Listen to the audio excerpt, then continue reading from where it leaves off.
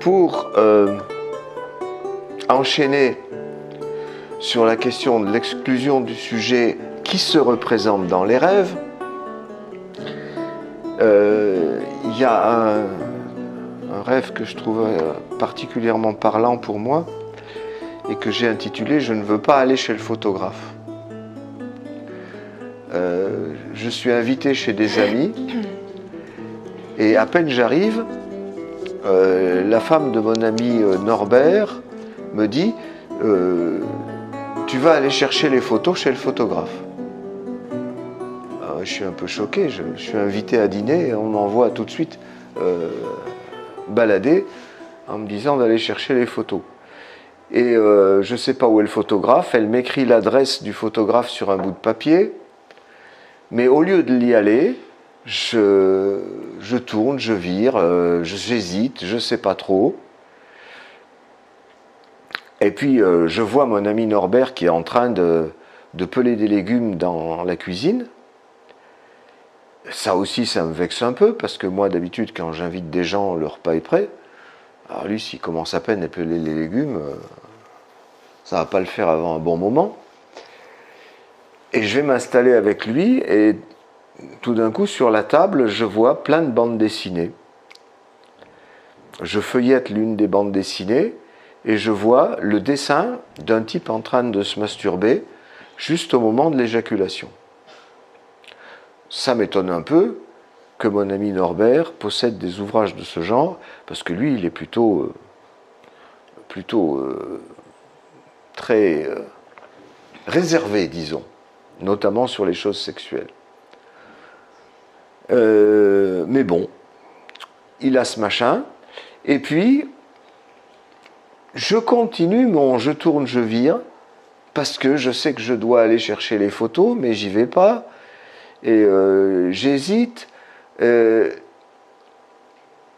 là, tout d'un coup, je m'aperçois que j'ai perdu le papier où j'avais mis l'adresse du photographe, donc je sais encore moins où aller. Et puis, à force de tourner, virer, le temps passe, et je retourne dans la cuisine et je vois Norbert et sa femme qui sont en train de finir de dîner. Et ils m'ont exclu, quoi. J'étais pas... mais ils m'ont invité à dîner et puis je ne dîne pas avec eux, ils m'ont même pas attendu. Alors, je vais m'asseoir à la table et je m'en ouvre Norbert en lui disant à quel point, j'ai été vexé parce qu'à peine arrivé, il m'envoie balader, et ensuite, deuxième vexation, je suis chez lui, je suis censé être invité pour dîner, et puis il mange sans moi. Et bon, mon ami Norbert l'entend très bien, et nous voilà réconciliés, et tout va bien. Fin du rêve. Alors, j'y entends, là, la même réticence à la représentation qu'on a entendue dans l'imprimante de Christine, dans ma propre imprimante, mais là, cette fois, c'est la photographie. Il y avait aussi des photographies qu'elle descendait du mur. Moi, là, c'est... On me demande d'aller chercher des photographies qui apparemment ne sont pas à moi, mais en fait, elles sont à moi, puisque c'est mon rêve. Et que c'est moi qui anime cette dame pour lui faire dire « va chercher les photographies ». Et je ne vais pas les chercher. Ça veut dire qu'il y a des représentations dans mon inconscient dont je ne veux pas entendre parler. Je ne veux pas aller les chercher. Et pourtant, elles s'imposent à moi, comme le sujet s'impose à moi, quand je feuillette les bandes dessinées, et c'est ce type en train de se masturber juste au moment de l'éjaculation. Et c'est effectivement une image que je n'aime pas de moi, compte tenu de la mauvaise presse qu'a la masturbation, et surtout quand j'étais petit, et même ado, et même plus loin. C'est vraiment socialement, c'est l'horreur. Et en même temps, ce moment de l'éjaculation, je dirais, c'est celui de ma conception, en tant que sujet. Donc je me mets encore une fois sous le nez une représentation de moi-même dans ce que je n'aime pas et de moi-même en train d'être conçu. Donc le sujet qui a été envoyé balader, dès qu'il arrive, il se réinvite, mais c'est pas encore une fois un effet de ma volonté, ça vient de par le rêve. Mais dans le rêve, j'en viens quand même à dire, c'est pas moi, c'est l'autre. C'est-à-dire, c'est les bandes dessinées à Norbert, c'est pas les miennes. Néanmoins, c'est là. Je suis aussi exclu de la table à manger, ce qui me ramène à ce que je racontais tout à l'heure de ma table familiale où j'avais pas le droit à la parole. C'est comme si j'avais pas été là. Donc ça revient là aussi parce que je n'aime pas cette période de ma vie où je n'existais pas en quelque sorte. Mais j'en donne une représentation en rêve, ce qui me fait néanmoins exister.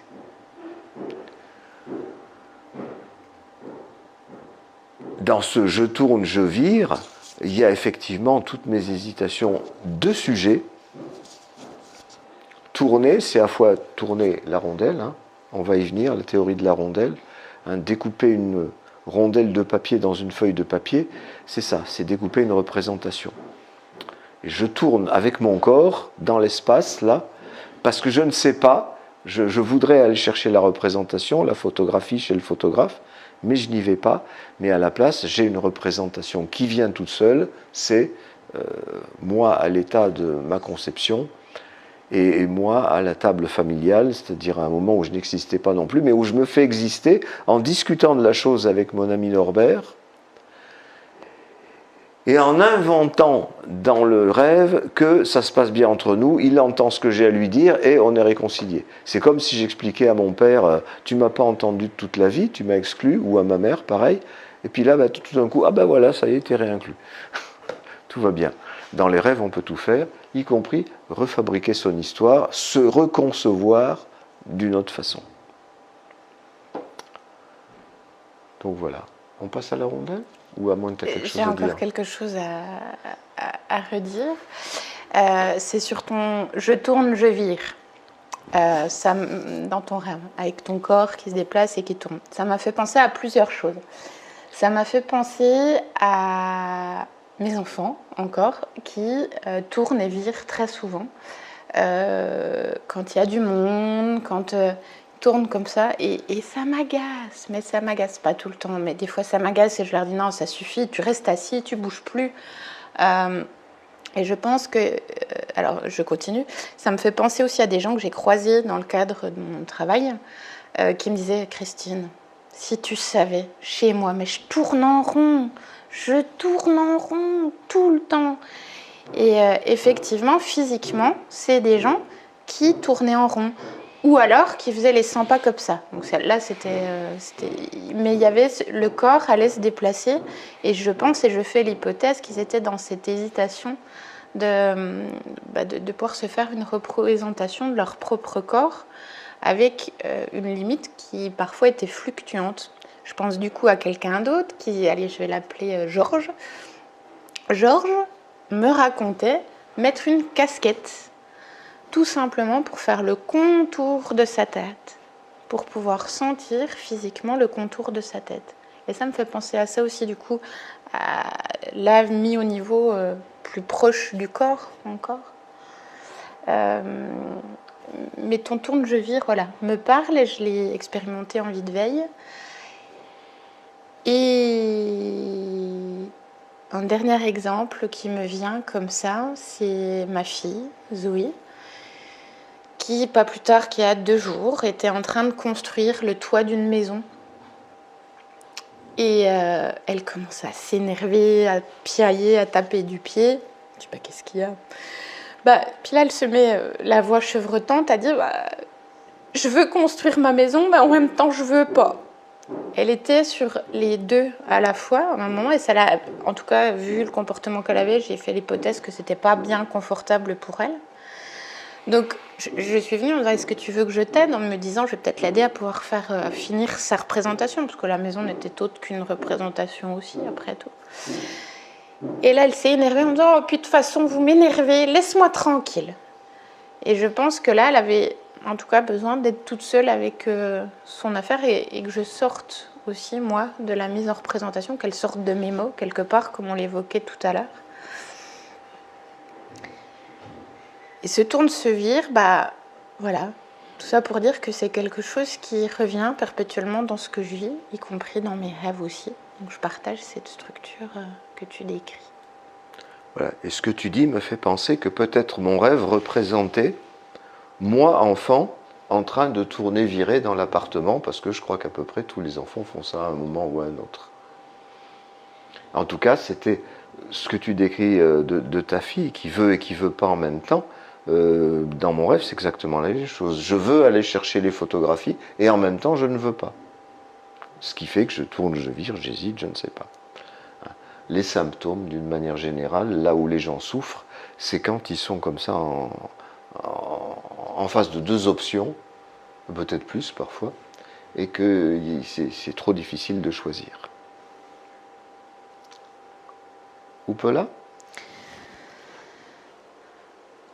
Clique. Je clique. Alors ça, c'est ce qu'on évoquait tout à l'heure. Voilà. Tout ce qui, dans les rêves, peut représenter la libido, c'est-à-dire tout simplement la relation entre les gens, qui a toujours une composante libidinale. Dans les amitiés, on peut dire « Ah oui, non mais il n'y a pas de sexe entre nous, on est juste amis ». Non, c'est juste un refoulement du côté sexuel de la chose. Je le vois bien c'est mes rêves qui m'ont enseigné ça. Donc la libido peut se représenter de toutes ces choses qui coulent, mais j'ai rajouté les chemins. Je vous raconterai un rêve que je n'ai pas prévu pour maintenant, mais on ira plus tard, où ce sont les chemins qui représentent la libido. Et tout ce qu'on peut inventer encore de choses qui circulent, quoi. Mais j'ai mis matérialité avec un point d'interrogation parce que, encore une fois, il n'y a pas de matérialité pour moi de toutes ces choses-là, ce ne sont que métaphores.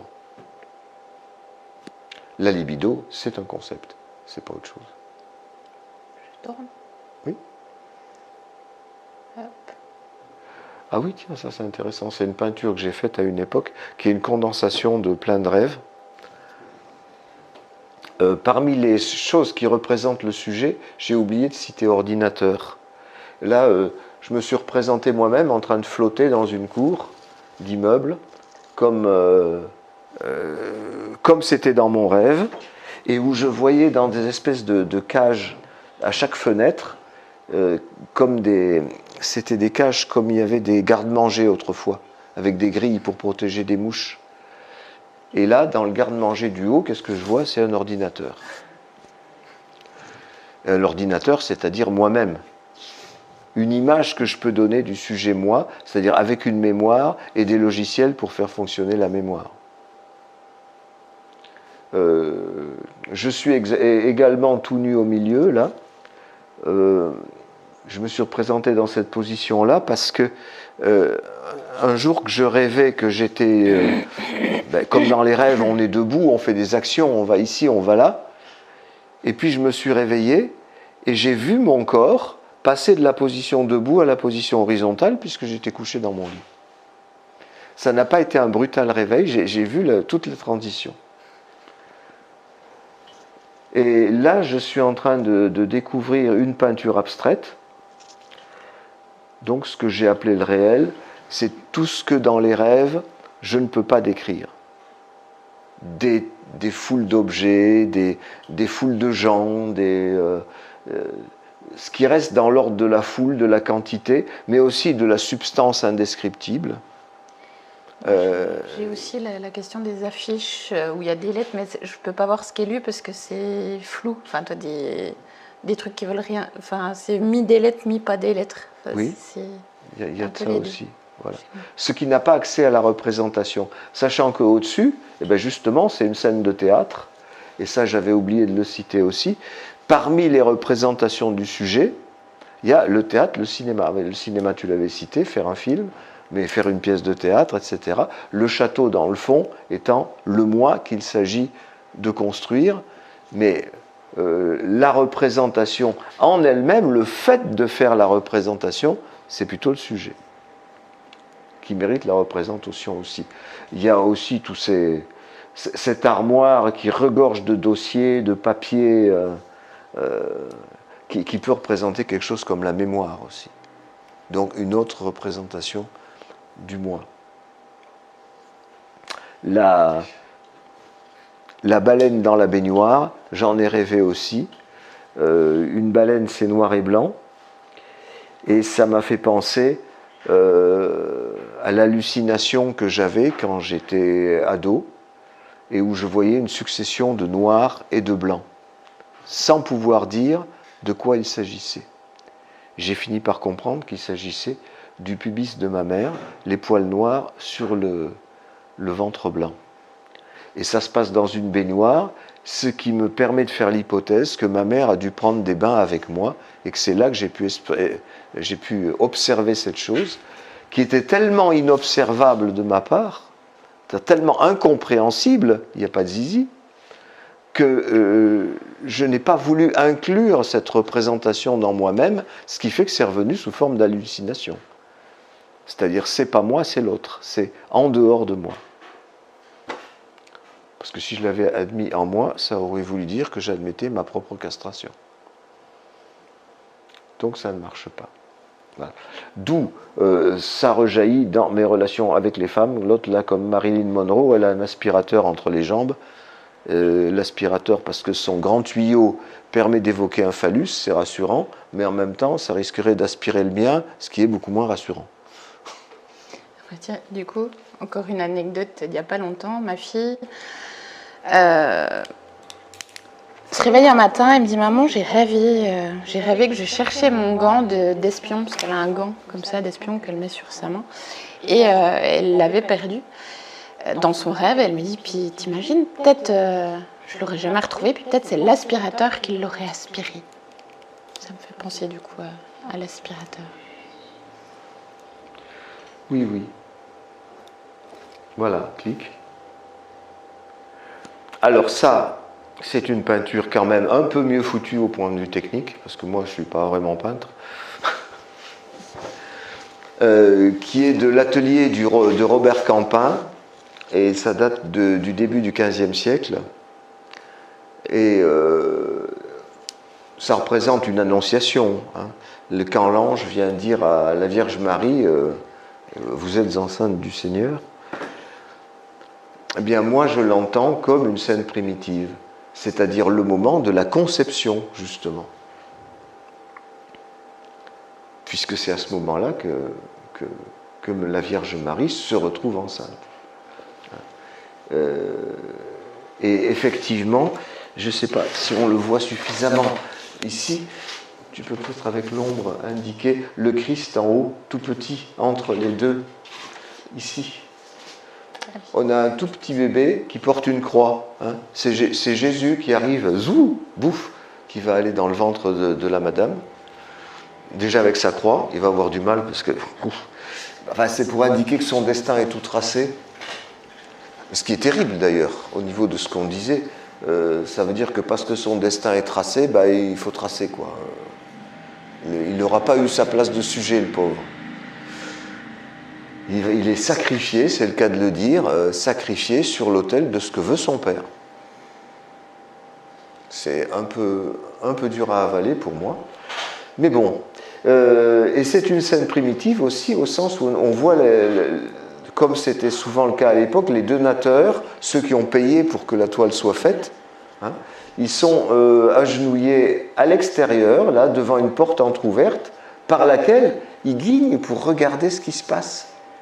Comme les enfants, comme j'ai pu faire l'hypothèse pour moi-même, qui guignent à travers une porte. Comme dans mon rêve, avec ça se passe dehors, du coup, mais il y a la porte vitrée qui me permet de voir, du coup, mes parents faire un barbecue. Voilà. Alors là, c'est pas un barbecue, mais c'est une annonciation, c'est un ange. On ne peut pas faire plus pur, mais enfin bon, ils sont quand même deux dans la pièce et ils font quelque chose et les autres sont en train d'espionner à l'extérieur. Bon. Il y a deux choses aussi que je trouve intéressantes, c'est là voilà. Et là. Il y a un cierge et là, il n'y a pas. On retrouve l'idée du là, pas là, du phallus. En tout cas, c'est une tentative de représentation là-dessus. Il y a un bel âtre, ouais. Grande cheminée. Oui, c'est un niveau, au niveau de la cheminée, c'est-à-dire qui est une représentation du sexe féminin, en effet, que la question se pose, est-ce qu'il y a une bougie ou est-ce qu'il n'y en a pas? Là, on a les deux en même temps, et c'est vraisemblablement ce qui se passe lorsqu'un enfant observe la scène primitive, Ah ben, il voit peut-être pour la première fois qu'effectivement, un coup il y a, un coup il n'y a pas. Et que sa façon de l'interpréter, c'est la castration.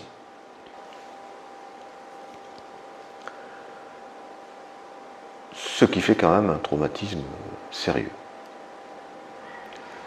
Et du coup, il y a aussi lui qui est là. Oui, alors ça c'est le Père Joseph. C'est le Père Joseph, il fait des trous. Il fait des trous, absolument. Il fait des trous, lui.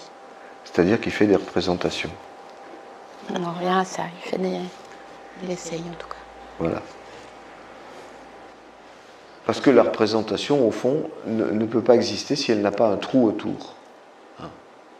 C'est le trou qui permet à la représentation de se dégager de l'environnement.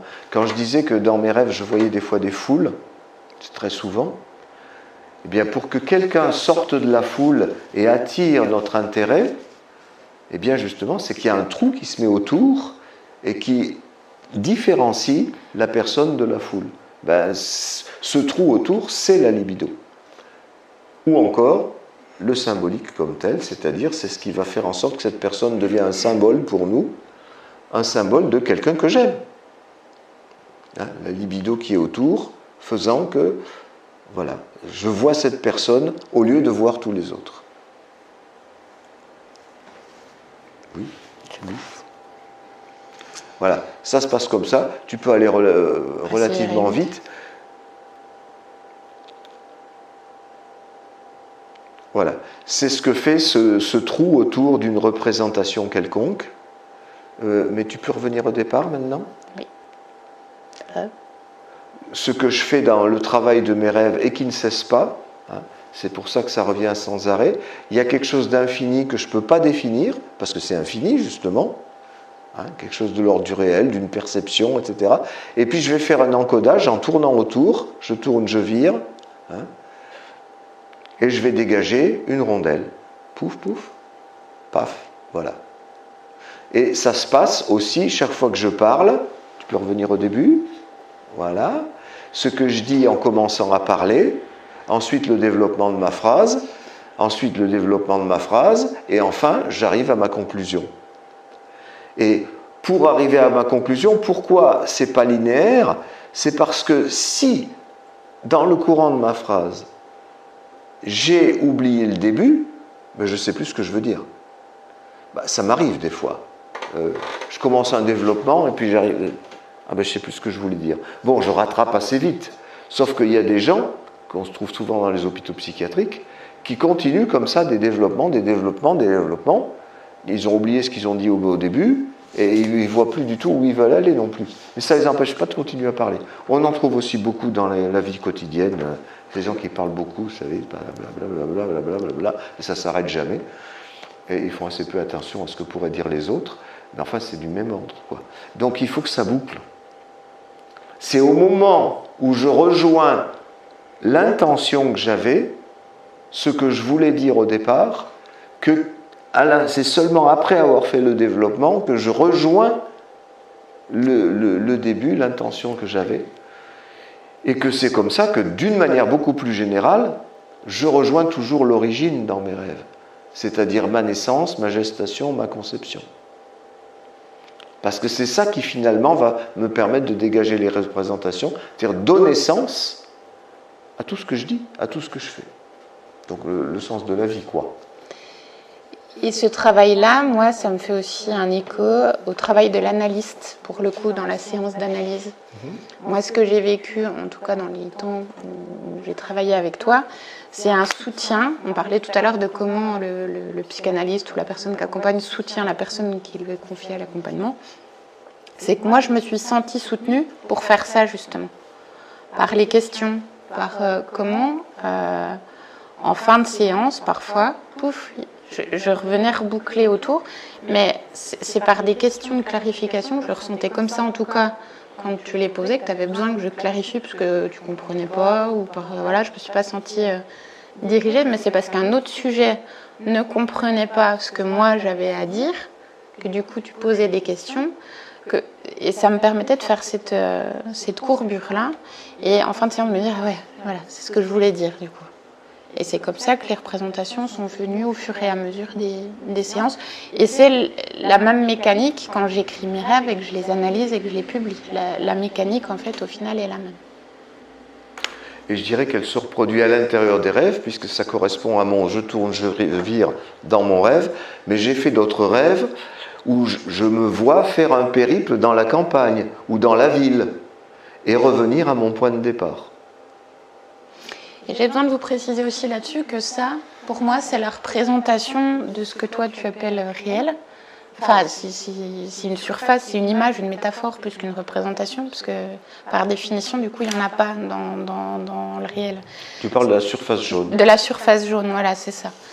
Et que ça, c'est juste les perceptions des yeux, des oreilles, brutes. Et l'image que j'emploie parfois, c'est comme si, quand moi je fais des représentations, c'est comme si j'avais un tronc d'arbre, que je prends un ciseau, un maillet, et que je donne la forme du coup à l'image, à la représentation, et il reste des copeaux autour. C'est-à-dire que tout ne passe pas dans l'image. Il y a des restes, des copeaux de bois qui restent à côté, qui sont pas flippants, ils sont juste là. Donc je peux pas dire qu'ils sont pas là vu qu'ils sont là. Mais il n'y a pas d'image. Après, une fois que j'ai fini sous la découpe du bois, moi je me récupère une représentation de moi au final. Ou de ce qui m'entoure aussi, ça marche pareil sur les représentations ailleurs. Voilà. Je continue ? Oui, pour continuer. Alors, il y a une formule que j'ai bien aimée chez Freud. Il dit que les deux représentants de la pulsion dans le psychique sont la représentation et l'affect. Et là, c'est ce qui se passe. L'affect, c'est le trou, et la représentation, c'est ce qu'on voit. C'est ce qui fait que ça se dégage de la foule, comme je le disais tout à l'heure.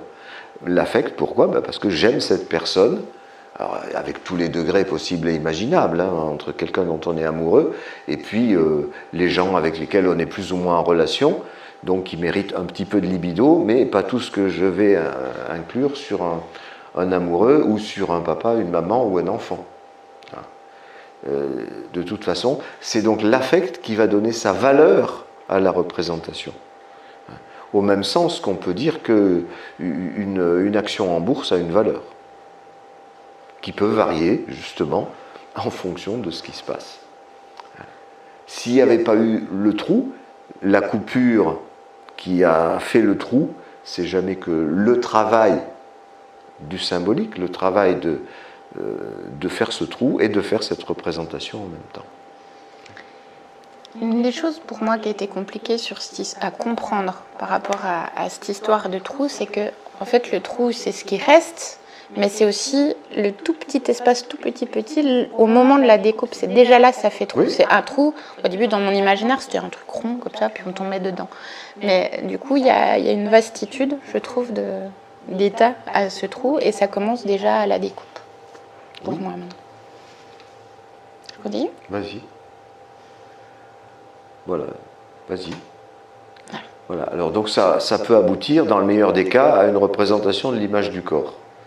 Un peu déformé là, mais c'est à la fois parce que je maniais pas bien le logiciel de dessin, et en même temps, j'ai trouvé que ça convenait bien parce que l'image du corps qu'on a, chacun de nous, l'image inconsciente du corps, n'est pas forcément correspondante de l'image de veille qu'on a. Celle qu'on voit dans le miroir, et qui est objective quelque part. Subjectivement, on peut accorder beaucoup plus d'importance à son pied gauche, par exemple. Ce qui fait qu'on peut avoir des symptômes au pied gauche, ou prendre son pied à gauche, enfin c'est comme on veut, quoi. Il y a des tas de possibles comme ça, qui font que l'image du corps, elle est fantasmatique aussi. Ce n'est pas seulement l'image objective. Poursuit. Notamment au niveau de l'entrejambe, où là, régulièrement, il manque quelque chose. Alors, il y a deux façons de concevoir ce « il manque quelque chose ». C'est soit le trait n'est pas fini, il manque un trait, soit, clic, il y a un gribouillis, c'est-à-dire on ne sait pas trop ce que c'est. Mais ça peut être un phallus. Alors, il faut bien distinguer ces deux représentations. Celle-ci, où ça pourrait correspondre à ce que avait dit Freud à une époque, à savoir, il n'y a pas de représentation du sexe féminin dans l'inconscient. Ce qui est repris quelque part par Lacan dans sa formule « la femme n'existe pas ». Et puis l'autre dessin, où je dis que c'est un gribouillis parce que ça peut être un phallus, mais ça peut être une foufoune.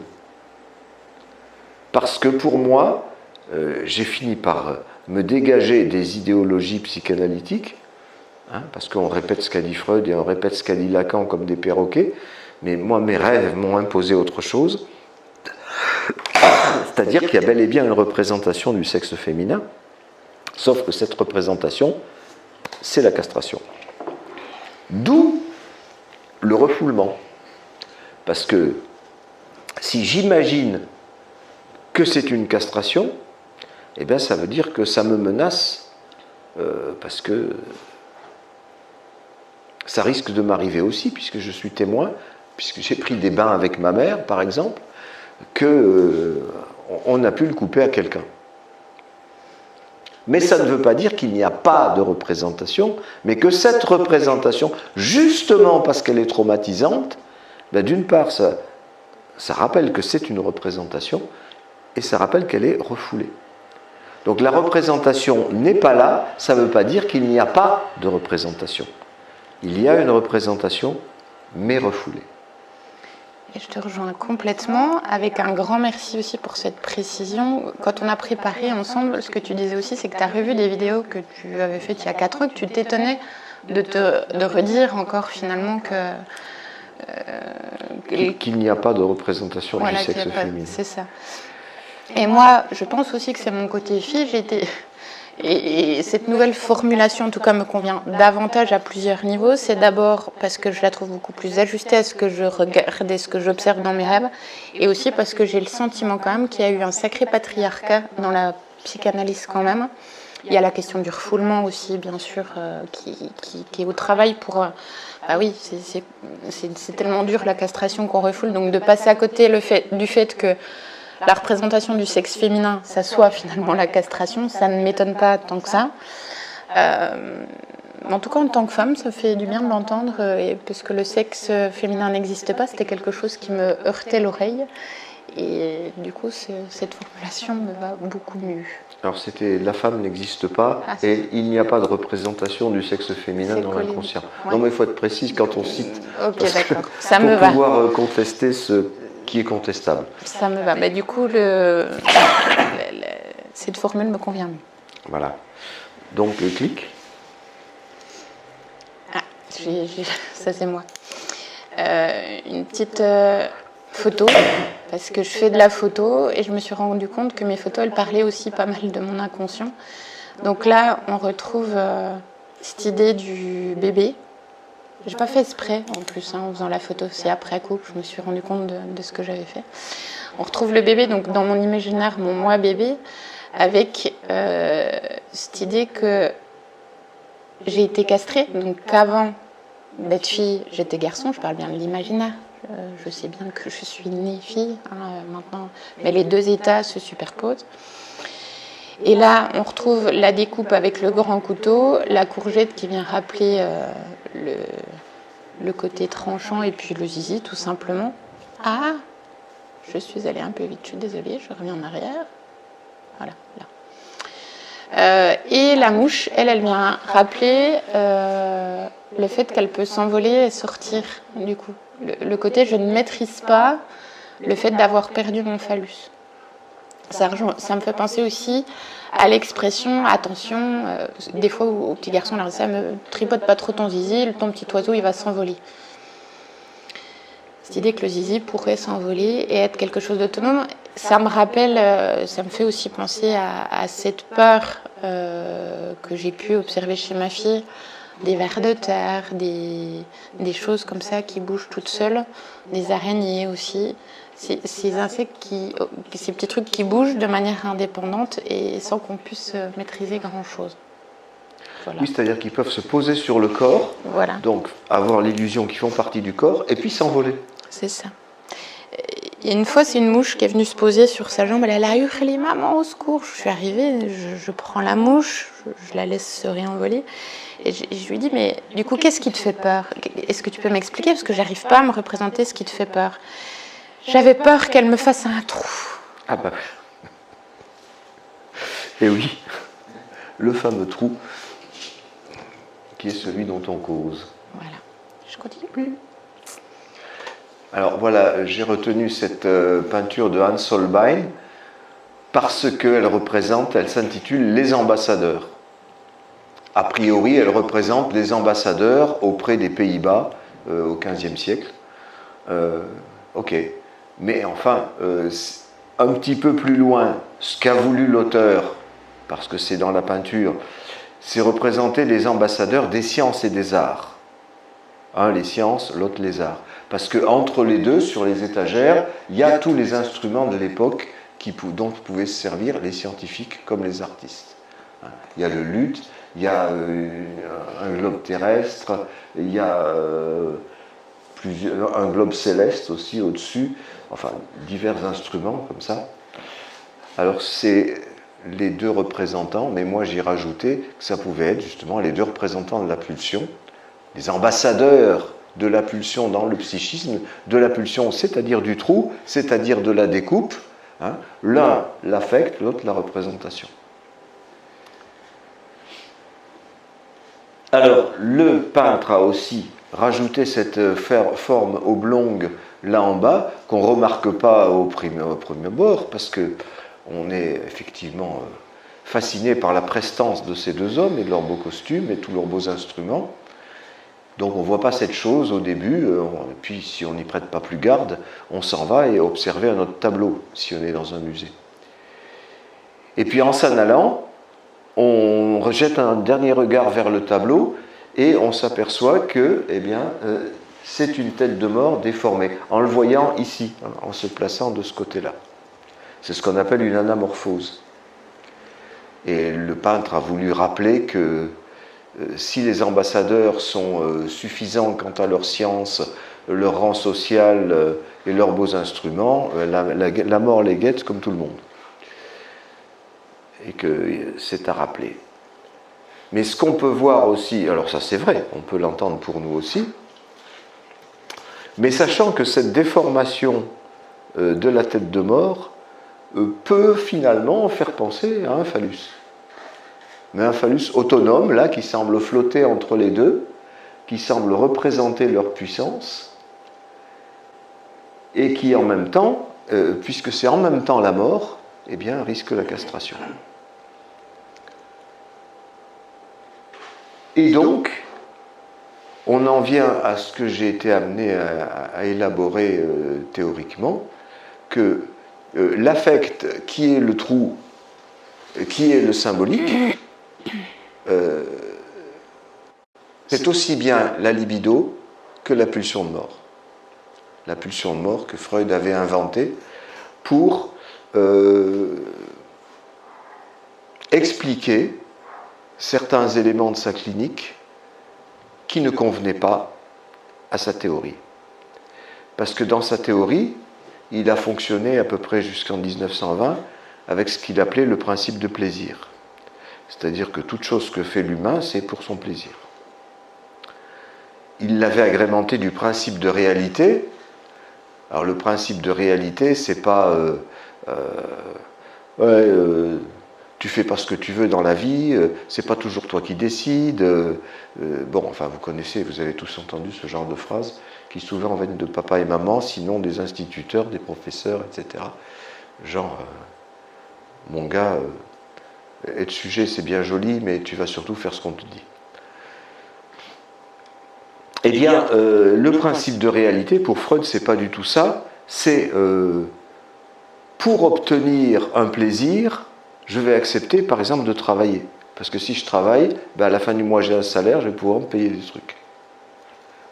C'est toujours l'acceptation d'un travail, d'une douleur, d'une souffrance, d'une difficulté. C'est toujours, quelque part, quand même, pour obtenir du plaisir à la fin. Et puis un jour, Freud observe son petit-fils qui lance ses jouets partout, mais enfin, surtout sous les meubles, de l'autre côté, de ceci ou de cela, de façon à ce qu'il ne les voit plus. Et chaque fois qu'il jetait un objet comme ça, le petit-fils, il disait « Oh !» Et Freud ne comprenait pas jusqu'au jour où il a vu le petit-fils qui jetait cette fois une bobine. Il y avait un fil rattaché à la bobine, et donc il a ramené le fil avec la bobine avec le fil, en faisant « Ah !» Et cette fois, il avait l'air tout à fait content, ce qu'il n'avait pas l'air quand il jetait les objets. Et il s'est dit « Je comprends. Les objets qu'il jette, ça représente maman. Parce que maman s'en va tout le temps, et il n'aime pas. Mais si lui, il envoie quelque chose baladé qui représente maman, il se récupère comme sujet. Je deviens moi-même parce que c'est moi qui envoie maman balader, je ne suis pas en train de subir ses départs. Et effectivement, quand elle revient, là, c'est la joie. Mais c'est aussi moi qui l'ai décidé. Alors, curieusement, bien que Freud nous dise ça, il part sur ce que j'appelle un délire biologique en disant, eh ben voilà, je pensais qu'il n'y avait que de la pulsion de vie, qui était distinguée en deux formes de libido, la libido du moi, c'est-à-dire le narcissisme, et la libido d'objet, c'est-à-dire j'aime des objets extérieurs à moi ou des personnes extérieures à moi. Eh bien voilà que je m'aperçois qu'il y a quelque chose qui est au-delà du principe de plaisir, c'est le titre de son article, et qui est la pulsion de mort. Oui, le petit-fils fait des choses qui ne sont pas agréables. Ça ne satisfait pas le principe de plaisir, puisque ce qu'il fait surtout, c'est jeter les objets. Si ce n'est pas agréable, si ce n'est pas un plaisir, pourquoi le reproduire ? Donc, dit Freud, je suis obligé d'admettre qu'il y a une pulsion, qui est une pulsion de mort, pulsion de destruction, pulsion de... Voilà, qui vient contrecarrer les objectifs de la pulsion de vie. Moi, ça m'étonne qu'il parte dans cette conception, puisqu'il nous l'a dit lui-même, il suffisait de constater que le sujet se récupère comme sujet. Donc il y récupère quand même un plaisir narcissique, le plaisir d'être sujet, le plaisir d'être celui qui envoie balader l'autre. Et alors tout le monde a fait cette expérience. Combien de fois on a envoyé balader quelqu'un de peur qu'il nous envoie balader ? Je prends les devants. Et combien de fois, moi j'ai été témoin, j'ai travaillé avec des enfants aussi, d'enfants qui jettent les objets en travers de la pièce, voire pire, qui les jettent par la fenêtre. Alors là, j'avais quelques petits soucis avec les institutions, parce que bien entendu, le travail de tous mes collègues consistait à leur interdire de jeter les objets par la fenêtre. Seulement si je leur interdisais ça, je leur interdisais la symbolisation, c'est-à-dire le fait de faire un trou.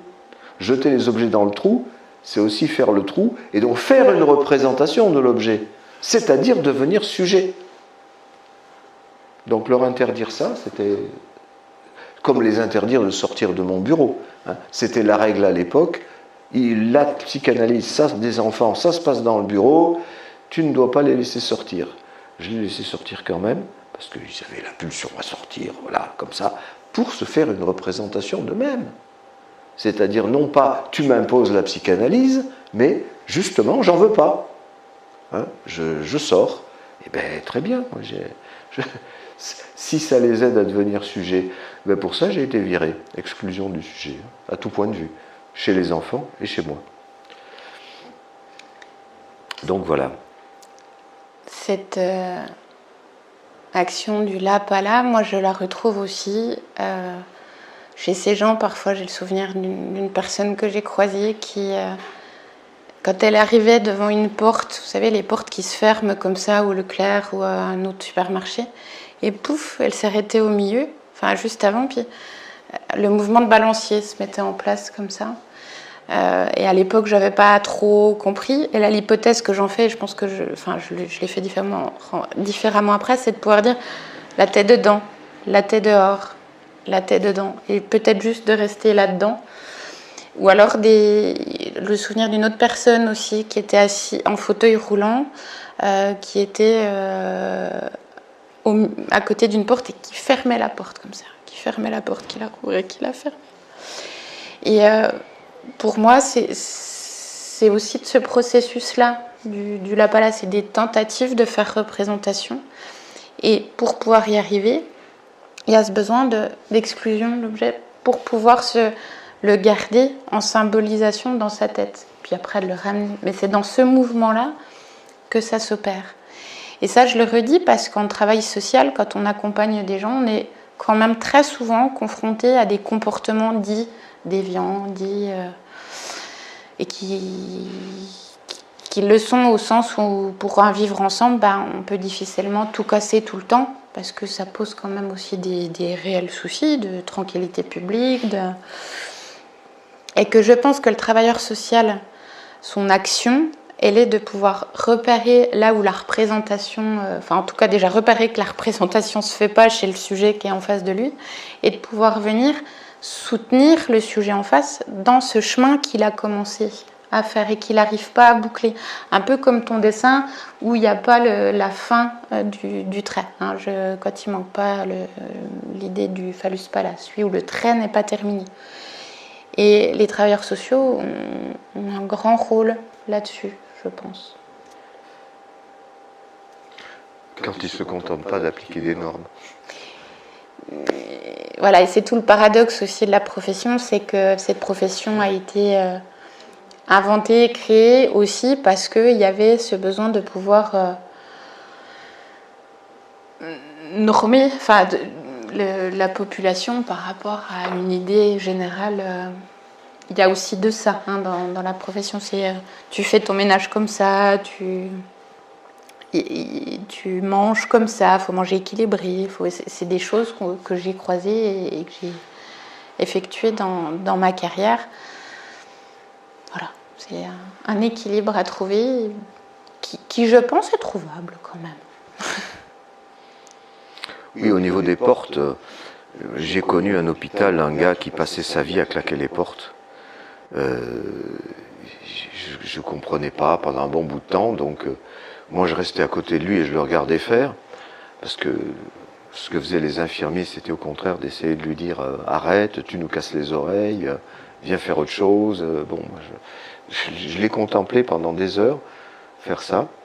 C'est un peu ennuyeux, mais enfin j'ai fini par comprendre qu'il cherchait ça, une représentation entre être dedans et être dehors.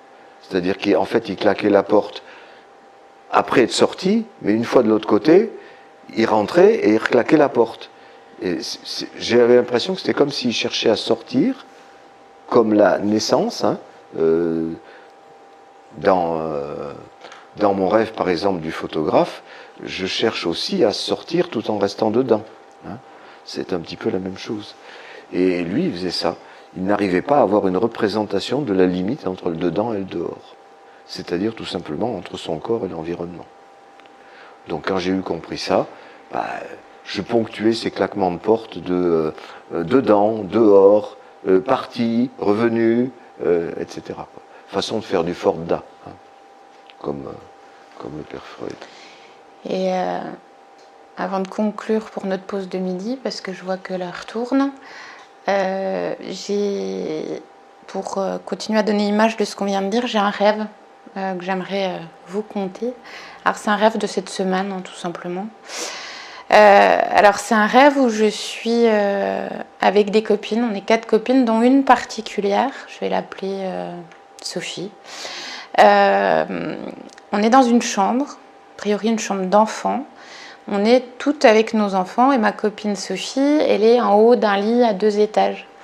Elle est très fatiguée parce qu'elle a beaucoup travaillé, donc elle s'est allongée. Elle est en haut, elle commence à acheter consciencieusement tous les objets qui se trouvent sur le lit. Une grosse pieuvre violette une peluche en mousse. Elle fait rouler les voitures comme ça et je vois bien dans le rêve les objets qui tombent comme ça. Et à un moment donné, elle envoie aussi une voiture de Polly Pocket violette qui tombe et qui manque à ça de s'écraser sur la tête à sa fille, qui est juste en dessous en fait. Et là, je dis, bah, heureusement que tu sais pas tirer, parce que là, ça aurait pu être super dangereux, en fait. Voilà, petit rêve. Dans ce rêve, j'y retrouve l'idée de jeter les objets qu'on vient d'évoquer. Là, pour le coup, c'est pas très caché. Sophie est bien évidemment un avatar de moi, tout simplement. Elle est particulière dans ma vie, cette Sophie. C'est un nom d'emprunt, je le rappelle, parce qu'elle a été présente quand mon ex-mari et moi, nous nous sommes séparés il y a maintenant une dizaine d'années. Cette séparation, moi, ça a été très douloureux, ça a été une réactivation de plein de choses. Et cette Sophie, elle a été là pour écrire tous les dossiers un peu chiants de la CAF, des impôts. Enfin, quand on se sépare, il y a toujours une quantité d'administratifs à faire. Et elle a été là, moi, j'étais limite bonne à manger un peu. J'étais plus que l'ombre de moi-même.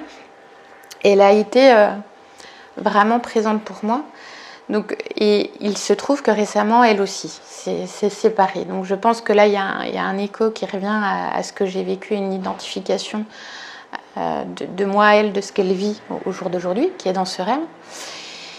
Et ce que je tente de symboliser, donc là, je me suis déplacée, finalement, Marie-Julie, Sophie, du coup, merci. Sophie, c'est moi. Et ça, c'est une fonction de l'interprétation d'ailleurs. Je vous parlerai peut-être tout à l'heure de la bande de Mibus un peu plus. Sophie, c'est moi. C'est-à-dire qu'à l'interprétation, je me rends compte que c'est moi. Je m'identifie à elle. C'est pour ça que je peux dire que dans ce rêve, c'est moi. Et au final, qu'est-ce que je tente de symboliser en jetant mes objets comme ça ? Tout simplement le fait que j'aimerais bien tirer celle qui est en bas, c'est-à-dire ma fille, c'est-à-dire me faire sexuellement ma fille. Sauf que ça, c'est quelque chose, les premières fois où je l'ai repéré chez moi, qui m'a laissé un goût très amer, voire même de merde dans la bouche, en me disant putain Christine, et c'est la force de l'analyse, ce travail-là qui m'a fait comprendre que le mot n'était pas la chose et que c'était pas parce que je portais l'idée que j'allais passer à l'acte. Et c'est cette nuance qui est énorme, qui a mis un espace, un vide entre le mot et la chose, j'ai envie de dire, une respiration, une virgule, ouais, c'est là, ok, et je ne suis pas que ça. Et j'ai aussi ma censure qui est là, qui bien heureusement ne me fait pas passer à l'acte en vie de veille, parce que Dieu sait que ça fait des dégâts. Autant identifier la pensée me permet de comprendre pas mal de choses, autant le passage à l'acte est quand même sacrément destructif de chacun des sujets, tout simplement. Et là, dans ce rêve, c'est encore compliqué à symboliser ça. Et le rêve, c'est l'analyse qui me permet de le voir, mais dans le rêve, c'est juste des objets qui partent comme ça, c'est que j'essaie bien de faire une représentation de quelque chose. Et justement, c'est de ça. Voilà, pour redonner une image de ce qu'on vient de se dire sur la question du Forda. La couleur ? Ah oui, la couleur. Il y a le fait de tirer ma fille, parce que je tire mal, mais il y a la couleur violette. Qui, moi, quand on a préparé ce week-end, j'ai dit à Richard, ouais, le violet, ça me fait penser au viol, tout simplement. Je voudrais, du coup, avoir cette relation sexuelle avec ma fille, et si ça ne s'appelle autre chose qu'un viol, parce que là, en tout cas, c'est comme ça que ça apparaît dans mon rêve. Voilà. Puis je jette des petits phallus en plus, parce que les voitures, ça reste des petits phallus. Ça se superpose.